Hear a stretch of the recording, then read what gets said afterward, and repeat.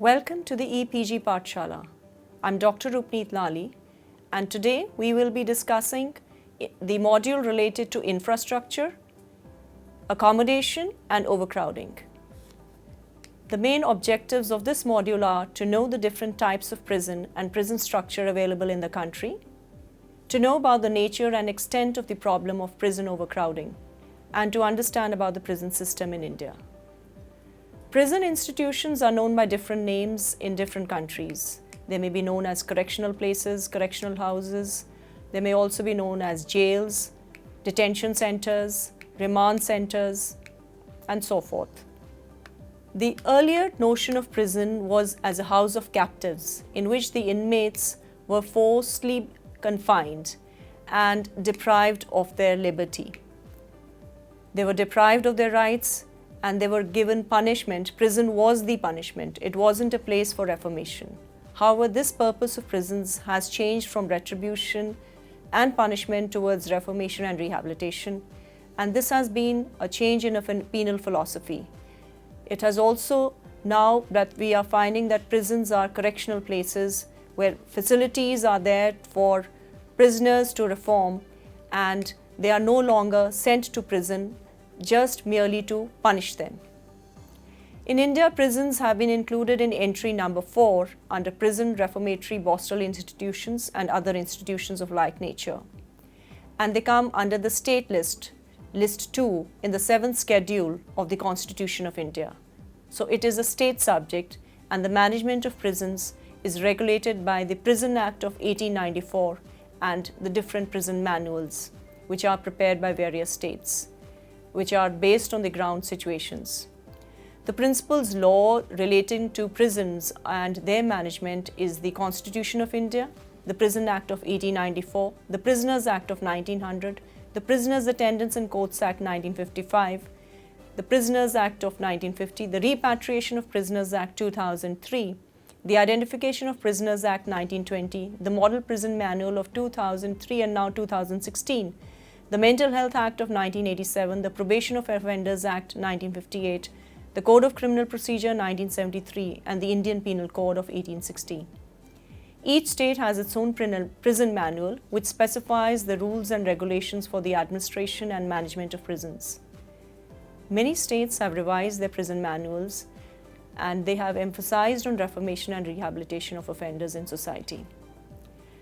The Prison Act of 1894 was a punitive act, and the prisons now in different states and union territories have several tiers of jails. The most common and standard jail institutions which are in existence are the central prisons, the district prisons, and the sub-jails.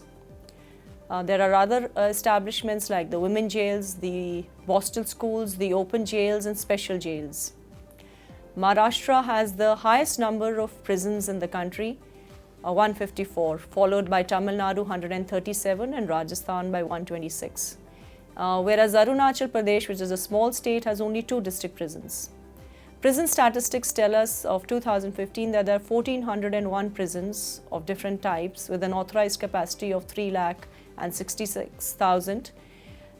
In India, the central prisons, the district prisons, and the women jails and the special jails that are existing, the focus is on making prisons a safe and a secure place, and prisoners are sent there by the courts after trial or during remand, and the reformation and rehabilitation task is now one important purpose of the prison department, which is also now known as the Department of Correctional Administration in some states like West Bengal, Himachal Pradesh, Kerala, which have also introduced a new act. The central jails house mainly the convicts. The district jails house mainly the under trials at the district level, whereas the sub-jails now house only under trials at the subdivisional level. However, the distinction between central jails and district jails has almost vanished, because you find that under trials and convicts are housed together in one jail. And in bigger districts, sub-jails are open and they are at the subdivision level where they mainly have under trial prisoners. You also have revenue lockups in some state and civil prisons in use, but these are not under the prison department. They are managed by the revenue authorities. And if we look at the central jails, the criteria for a jail to be categorized as a central jail, it differs from state to state. However, the common feature which is observed is that the prisoners who are sentenced to long-term prisoner, where maybe imprisonment for life or more than 2 years of imprisonment, they are confined in the central prisons. And these prisons have a larger capacity in comparison to the other jails. And they will also have rehabilitation facilities. Madhya Pradesh has the highest number of central jails, followed by Maharashtra, Punjab, Rajasthan and Tamil Nadu. And other states also have central prisons. However, few of the states will not have any central prison, like Andaman, Nicobar, Dadra, Daman, Haveli, Lakshadweep. They do not have any central jail in their territory. The capacity of prison inmates and in these central jails in respect to the states indicates that states like Punjab will have 15,000, Maharashtra around 14,000 and Tamil Nadu with again 14,000. And they are followed by other states like Rajasthan, Jharkhand, Uttar Pradesh, which have around nearly 8,000 as such. And these states have a huge capacity to house prisoners in the district prison or in the central prison. The district jails, they serve as the main prison in some of the states. So there will be some states which have more district jails than the central jails, and these are states like Uttar Pradesh, which has 57 district jails, followed by Madhya Pradesh, which has 39, Bihar has 31, Maharashtra has 28, and Haryana has 16. So these district jails, they have a capacity. Part of the accommodation part and the categorization can be seen from the prison statistics, which are published by the NCRB every year, and you get to know how many types of prisons are there and the accommodation that is available, what is the authorized capacity.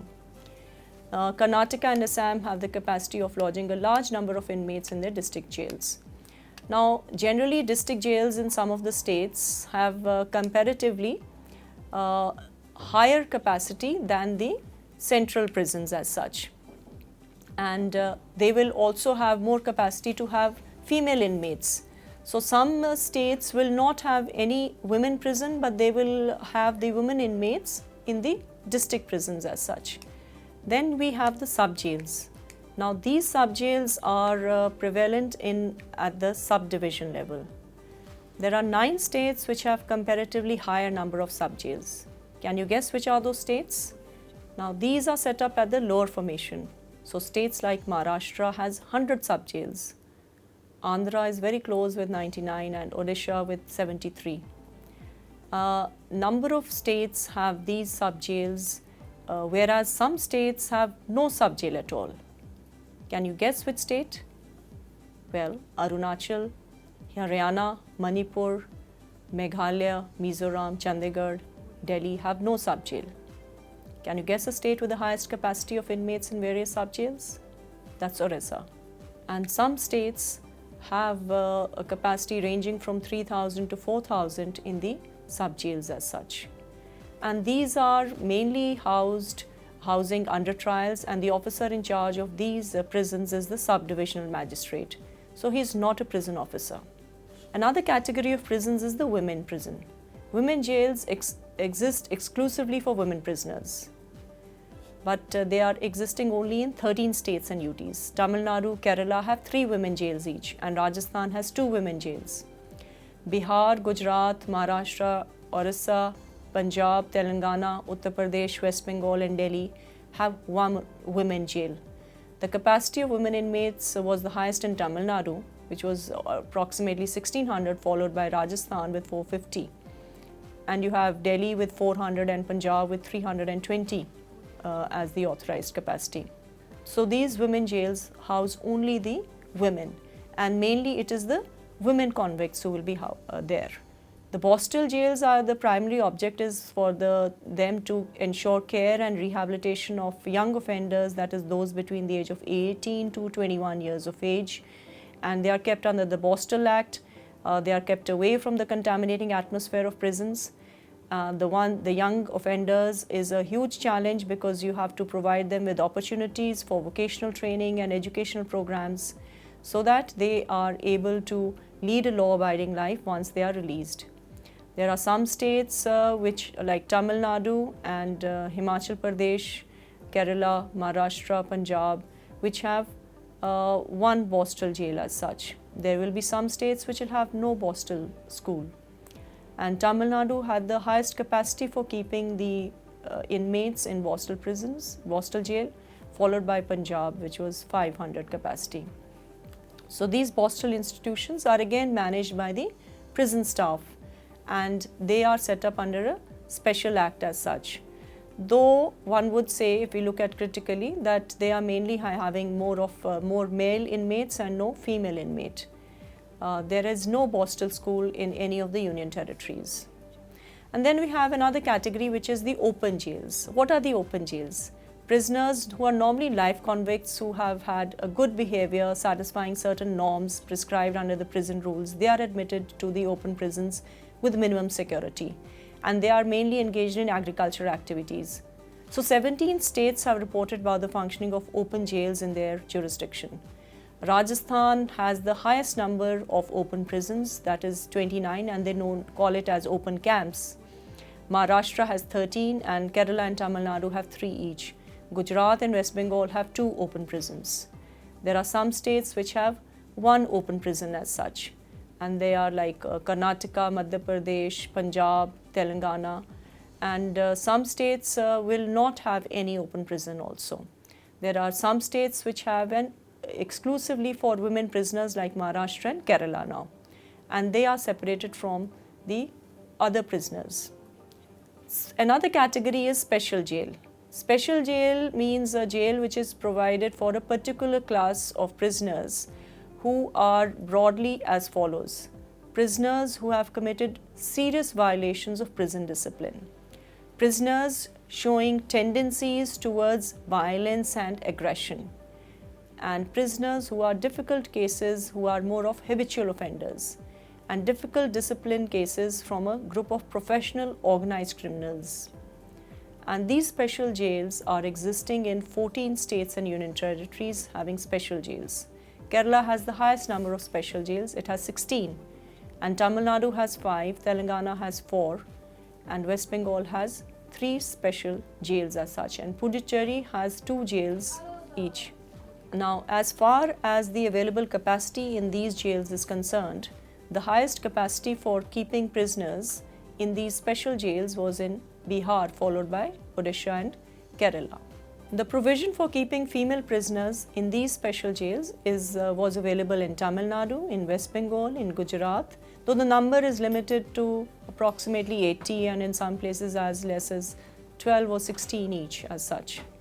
The other type of jails may also be there, and they are existing beside the jails discussed, and only 3 states, namely Kerala, Karnataka and Maharashtra, they have one other category of jail in their jurisdiction, and the capacity was the highest in Karnataka, which was 250, with Kerala 142 and Maharashtra 28. How do we get to know this information? This is available in the prison statistics, which are published by the NCRB each year.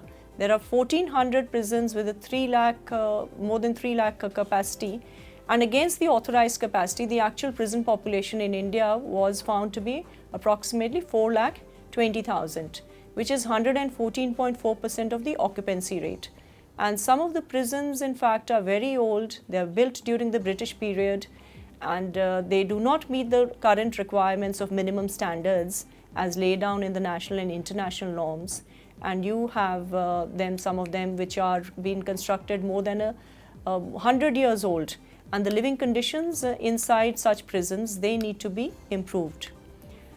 If we look at the authorized capacity and the prevalent capacity, we find that there are some prisons which, a number of prisons, we have seen an increase in capacity but also an increase in numbers. And overcrowding is a major challenge to prison administration because it results in a security problem. It will result in a number of safety issues. Health and hygiene get affected. obviously in a prison which is overcrowded is not able to cater to all the prisoners, and in fact in some prisons you find that prisoners are taking turns to sleep because the prison is so overcrowded. One barrack will be housing, if let's say 100 prisoners, they will not have place to move, and it may lead to a serious problem in terms of prisoner violence. We find that prison overcrowding is a major cause of human rights violation in the prisons because the standards are not met and health and sanitation also gets affected. Now, when do we say that a prison is overcrowded? Overcrowding is a situation in which more inmates are staying than the sanctioned strength. Let's say a prison has a capacity of 500 inmates and you have 1,000 prisoners staying there. So that means the prison is overcrowded to double the extent. And this we have seen is one of the biggest challenges which we are facing because it results in lack of privacy, lack of hygiene, and even lack of sleep. Keeping this, that the human rights of prisoners, that you need to have maintain human dignity inside the prison, that steps should be taken so that reasonable space and facilities are available to the prisoners who are lodged inside the prison. And for this purpose, special attention is now being given to the modernization of jails. More funds are being allocated to increase the infrastructure in prisons. Occupancy rate. Occupancy rate is defined as the number of inmates staying in jails against the authorized capacity for 100 inmates. In other words, if occupancy rate of any jail is 100, that means the number of inmates are as per the authorized capacity of the jail. Overcrowding in the jail means occupancy rate is more than 100. Now, you will see that occupancy rate in 2015 has increased slightly from the previous years, and despite that, the fact that the authorized capacity has increased. We have had more prisons coming up, new prisons have been made, but still the overcrowding problem remains. So the total prison population, it consists of 1/3 convicts and 2/3 are the under trials, the unsentenced population. So one of the reasons that overcrowding is still continuing is that because we are still having 66 to 70% of the prison population consisting of under trials rather than convicts. And if we look at sex-wise composition, 96%, 95.6% were male and 4.4% were females, which shows that we have a less female population in the country. And women prisoners proportion has remained between 4 to 5% since the last almost a decade. But their numbers may be less, but the issues of women prisoners are highly significant. The situation is that the facilities and the infrastructures must meet the gender-specific requirements, and these have been specified in the Bangkok Rules of United Nations, which have looked at what the minimum standards are for the treatment of women prisoners.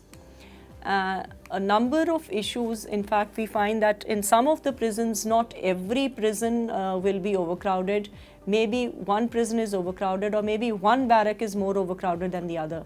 So let's say a prison will not be overcrowded, but the women's barrack, which has a capacity of 30 inmates, will have women almost 60 or 70 women inmates. So that barrack is going to be overcrowded. And this issue is something which is a serious challenge to the prison administration of the country, because then the situation becomes that the situation is almost unlivable prison conditions. And we find that the capacity has increased, but the highest overcrowding, in fact, has continued to remain in some of the states like Chhattisgarh. Chhattisgarh is a state which has an overcrowding of almost 234%. Delhi, despite the number of new prisons that have been made, has an overcrowding of 226%. So, which is highly more than what the authorized capacity is. Meghalaya has 177% of overcrowding. UP, Uttar Pradesh have more than 150% of overcrowding. Some of the states like even Uttarakhand, because they have not really made new prisons, so they have 130% overcrowding. Punjab has 117. So there are a number of states which have a huge problem of overcrowding. Some states have reduced overcrowding now because of the number of prisons that have been made. These include Haryana, West Bengal and Rajasthan, which is almost 102%. And a number of them, because they have added on, made new prisons there, they have less problem of overcrowding. Every state does not have a women prison, so sometimes you'll find that the women prison is more overcrowded. And the occupancy rate has shown a slight decline over the years, but it is still almost consistent. Though we find that the number of prisons, new prisons were built, but some of the old prisons have been also closed down. And this is an interesting phenomena which we are noticing now, because you find that as new prisons have come up, so also there has been the challenge of having more staff which is required to run these prisons.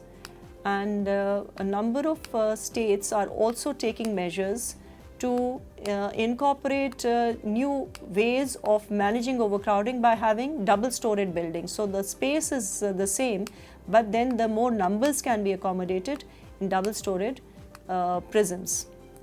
In 8 states, the inmate population was still more than the available capacity, although the overcrowding had declined. So let us say the overcrowding, which was more than 300, has been reduced to 270, but still it remains. So it's not necessary that overcrowding is reduced totally as such, despite the fact that new prisons came up. We also find that the maximum overcrowding is in the district jails. It's not there in the central prisons.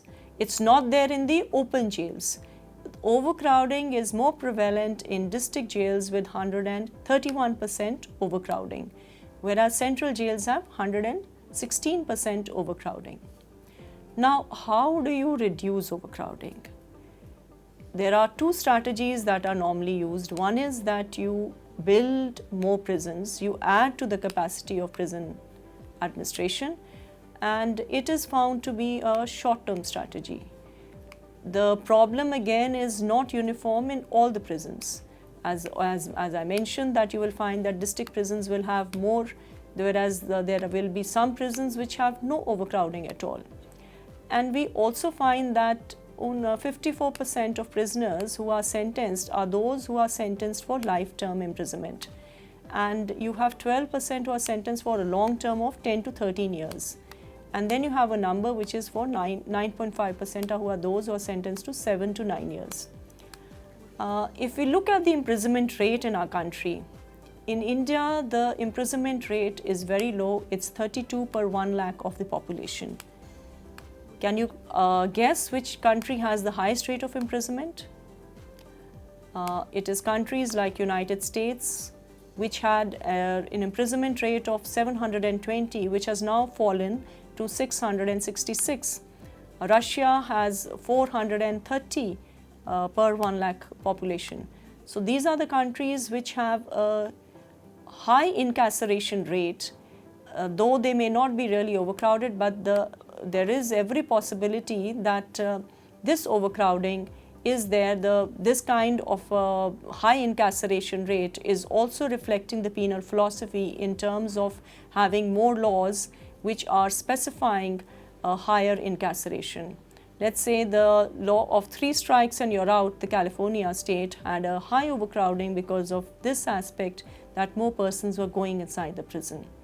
So the strategy of building more prisons, adding to the accommodation, does not reduce the overcrowding unless and until a strategy is made to reduce the numbers going inside the prison, and that we call as the front end strategy, which is to reduce the number of persons through having alternatives to imprisonment.